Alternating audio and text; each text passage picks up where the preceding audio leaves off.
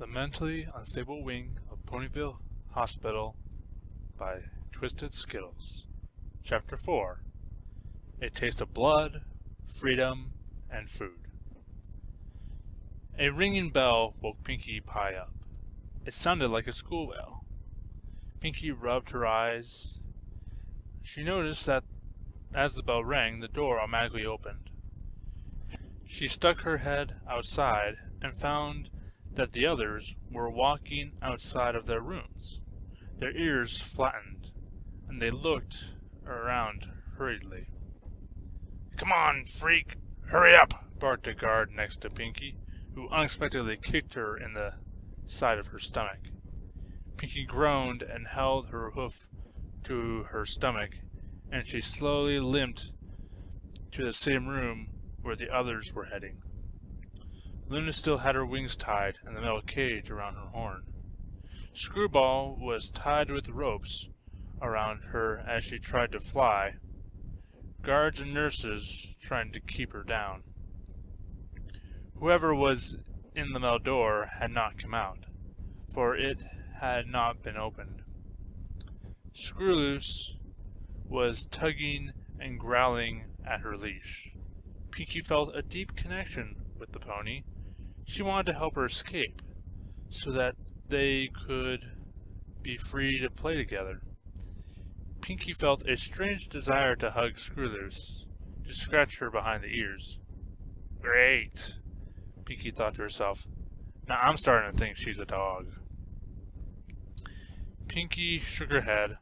Only Derpy and her seemed unguarded. The pink pony made her way beside the gray Pegasus, who looked miserable. "Psst! Derpy! It's me, Pinkie Pie!" Pinkie whispered to her. "Is there something in my eyes?"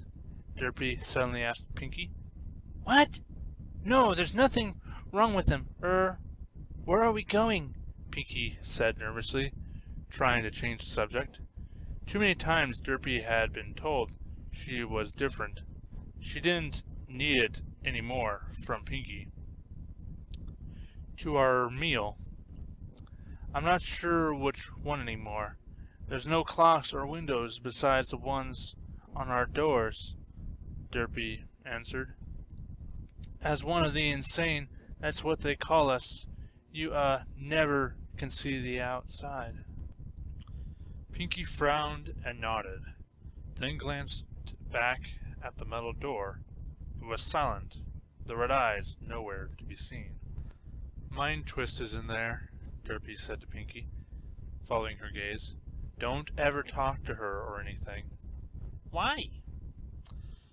"I don't know the entire story, but Screwball told me that she wandered in here, like you, but trying to find her parents. Her parents were both in an accident when she was a little filly, and she had no one else to take care of her. So she kind of lived at the hospital for a while, waiting for them to get better. The hospital wouldn't let her go home for some reason, so when her parents died, she didn't know where they went. No pony had told her, so she went looking for them. Then she found this place, and they took her here." Derpy shivered. "So they kept her in that room for her entire life. They gave her some weird shot that made her very strong. Who knows why? She wasn't right the day her parents were in the accident. Something snapped inside that mare, and she hasn't been right since. Always angry and trying to escape. Even Princess Luna stays out of her way. Mind Twist, Screwball, and Screwloose are the few that were the first ones here. They are the only ones who know what happened to the others." They entered a small cafeteria. They each grabbed a tray and stood in line to get food. They were given a pile of mishmashed food and sat down at a table. Derpy and Pinky sat together. Screwball and Screwloose at another table. Princess Luna sat alone at the corner table. Others? Pinky asked. I don't know much about them. Not many were cured. They all either were unfortunate to find this place or have something off about them, Derpy said. There was one pony. He was even worse than mine, Twist. He loved blood. Derpy shivered again. He was obsessed with it. He wouldn't eat any of the cafeteria food, so the hospital had to give him the donated blood at the blood drive they had once a month, Derpy explained. Screwball heard what they were talking about and came over. Screwloose followed her. It wasn't enough for him, so he started killing nurses and guards, soaking his entire body in it. He ate it and sniffed it and would sometimes grab a knife and cut himself so that he could mix his blood with theirs. It was sick. No pony was allowed inside, not even the guards. Yet somehow he always managed to trap one of them inside of his room. I hated that room.